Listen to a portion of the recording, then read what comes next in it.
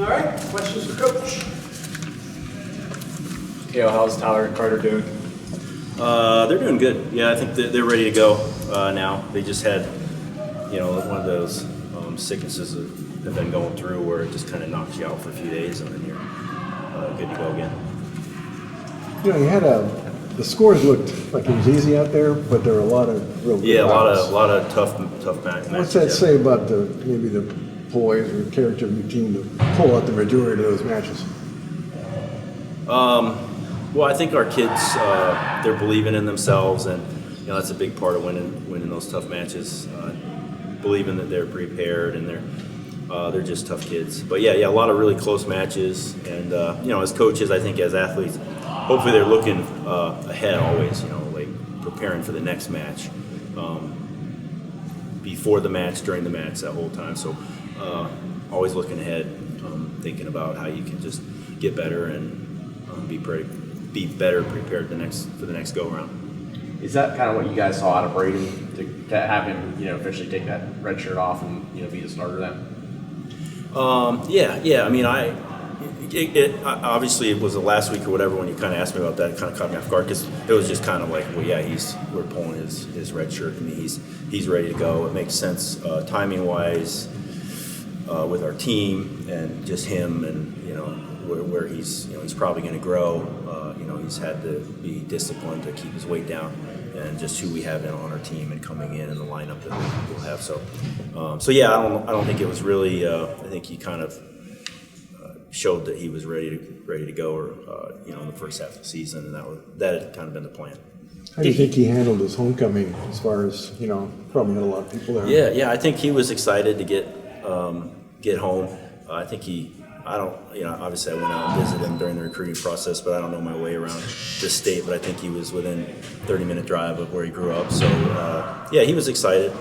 And, he wrestled great, wrestled kids, and he's just a competitor, and he did a lot of, like that haircut. Look at that. Appreciate it. It's nice. But he wrestled really well, and he's got a great mindset. He's a great competitor. I mean, he was fighting, willing to fight for the seconds, and for like 1 point here, 1 second there, though, which was the difference in his first match. Obviously, I mean, it ended up scoring again at the end, but at the time it was 1 minute of riding time, which that was good to see. Coach, can we talk about Mitchell Mesen? I mean, 2 top 10 wrestlers in the same weekend, majors over both of them. How impressed are you with him? Yeah, it was a big weekend for him. We knew coming in that he had 2 of the best guys in the country, and he was very consistent.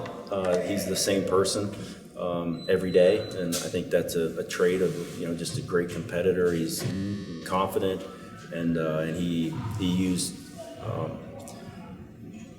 a lot of different things to score points, and he had to come back in the one match, right? But he used his conditioning, used his technique, and he's still a freshman, so he can just keep getting better. You said last week, and you kind of joked that if you guys would have known as a coaching staff that he would be this good this early, you would have camped out on his front yard. With that being said, do you think he's surprising guys at this point? The guys he's wrestling, that he's tough to prepare for in that sense? I think that he's tough to prepare for a lot of reasons, just because he's going to wrestle every second. He's got great flexibility and speed, and is really good. I don't know if he's surprising people because, everyone's watched him develop, the last couple of years. Obviously, before he got here, he was in the Askren Academy, just doing really well. So I don't know if he's really surprising anybody, but he's just got to stay, just make sure he's continuing to trend upward in all things, and he'll be good to go. Did David's performances this weekend make your guys' decision harder at 49? Well, that was, that's a weight class and a decision that we've been trying to figure out, what the right solution there is to make sure that everyone has a good, fair chance. Those 2 wrestled earlier in the season, although it was a lower weight. So that's something that we have to resolve here quickly, and then we also need to get our 49-pounder. They need to get enough matches to, earn the. You want to be a contributor and earn an automatic spot for your conference if possible, and then obviously doing, taking care of all those details. But yeah, that's something that we got to work out here soon. So speaking of that, then the first set of rankings don't mean all that much, right, this week? Yeah, I mean, they really don't mean much until the end, but yeah, it's I heard that. I saw that some of our guys aren't even ranked, and that's just whatever. Numbers game. Yeah. Coach, what have you seen out of Levi Haynes in his second year starting? How has he improved this season compared to last year?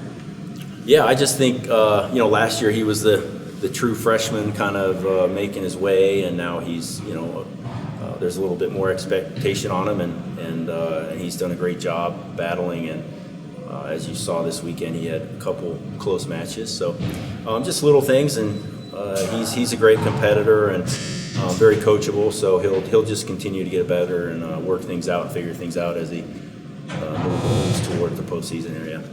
He had some great counters there in the Yeah. What are you thinking on the sidelines there as you get to the 9, 10, 11 minute mark? Can you help him at all, or are you just watching?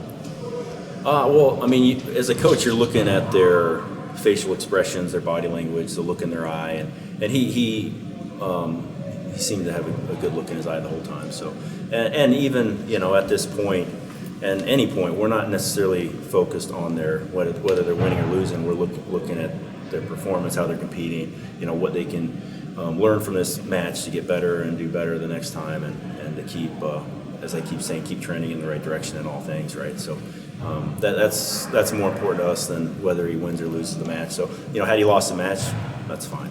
He'll be fine. So win or lose, moving forward the next month, and we're just trying to get better.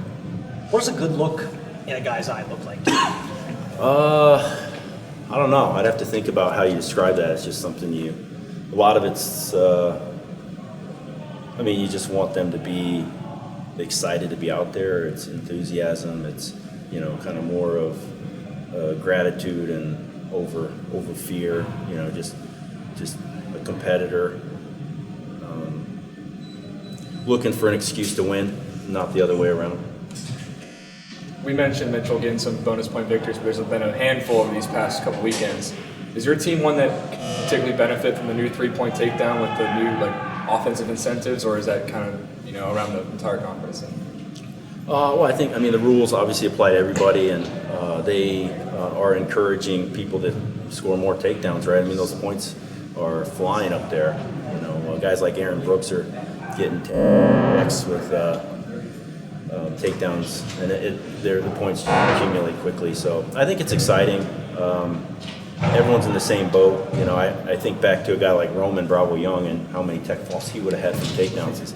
You get 8 takedowns and win by 8 points, and that's just the way that the game's changed a little bit, but it seems to be exciting so far. Imagine how much less wrestling people here would have gotten to see in terms of the time on the mat, if that was the case. Yeah, that's true, because he would. There were times he'd get 7 takedowns and win by 7 and not get the major, and now it's a tech fall quickly. So, but he obviously would have adjusted, and he won a couple national titles, so did just fine for himself. I think this week's a sellout, and you had probably 200-300 in each match over the weekend. Do the guys notice that support? A sellout At Maryland. At Maryland? But there'll be a lot of Penn State people. Yeah, I think, it's fun to wrestle in front of your home crowd, and it's fun to wrestle in somebody else's home arena. I think you just enjoy wherever you're at and just make the most of it. And I think that, the big thing is not making a big deal out of either opportunity or situation.